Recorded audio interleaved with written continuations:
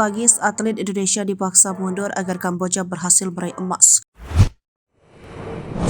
Polemik SEA Games 2023 kembali mencuat. Kali ini viral di media sosial video curhatan hati seorang atlet pencaksilat asal tanah air.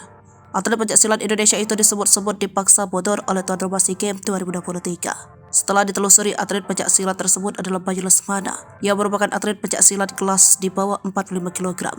Bayu diketahui berasal dari Bandung, Jawa Barat. Diketahui SEA Games 2023 digelar di Kamboja. Sejumlah cabang olahraga dipertandingkan termasuk pencaksilat. Kini beredar rekaman video Bayu Lesmana yang menangis.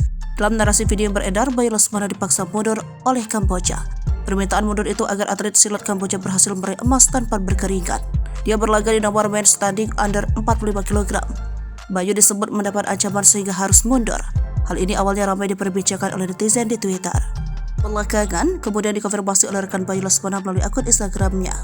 Idam Paromour memposting di feed dan Instastory miliknya saat melakukan video call dengan Bayu Lesmana. Dalam cuplikan video itu, Bayu Lesmana tampak menangis dan sesekali mengelap air mata. Di sisi lain, akun media sosial Kemenpora yang memposting Bayu Lesmana mendapatkan medali perak pun banjir komentar dari netizen. Sampai berita ini diturunkan, Kemenpora belum memberikan jawaban terkait isu yang beredar. Sejatinya pencaksilat menjadi satu di antara bela diri yang banjir medali emas.